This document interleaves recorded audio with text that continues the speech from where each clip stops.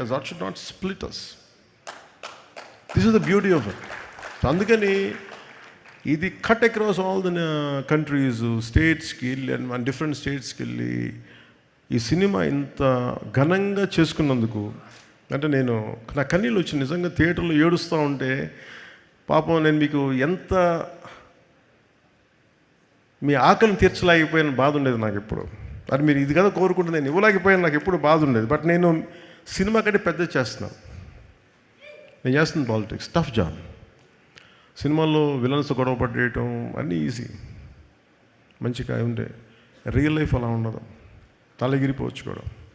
Second హాఫ్లో villain తలెగిరిపోయినట్టు. But I was willing to take that extra risk because only for the love for my nation. నా పిచ్చి నాకు నా దేశం. అందుకని అలాంటి నేను ఉండిపోయి నేను సినిమాని ఎక్కడో మైండ్లో వెనకాల పెట్టాను, బ్యాక్ బర్నర్లో పెట్టాను. చూద్దాం అలా ఉంటే ఉంటుంది, లేదు మన చేతిలో లేదని.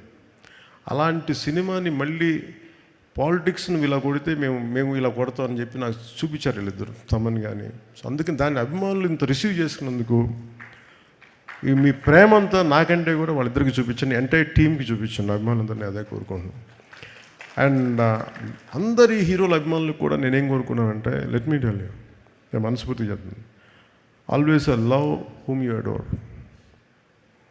మీరు ఏ హీరో కానీ, జూనియర్ ఎన్టీఆర్ గారి దగ్గర నుంచి కానీ, అల్లు అర్జున్ దగ్గర నుంచి కానీ, ప్రభాస్ గారి దగ్గర నుంచి కానీ, చిరంజీవి గారు కానీ, ఎవరైనా సరే, రామ్ చరణ్ గారు కానీ, నాని గారు కావచ్చు, any hero, any language hero, మనస్ఫూర్తిగా I enjoy their work, I appreciate their work. ఎందుకంటే నాకు నా ఆర్ట్ ఫామ్, నేను ఆర్ట్ని ప్రేమించేవాడిని. మనసు ఇంకొక హీరోని ద్వేషిస్తున్నాడంటే ఇక్కడ మనసు సరిగ్గా లేదని అర్థం. అందుకని నాకు అలాంటి ఇప్పుడు థాట్స్ ఉన్నాయి. అందుకని అందరి హీరోల అభిమానులకి మై అడ్వైస్ ఇస్, ఇంక్లూడింగ్ నా అభిమానులతో సహా, stop doing this fan wars. Stop doing this fan wars. అంటే మీకు ఎందుకు చెప్తాను,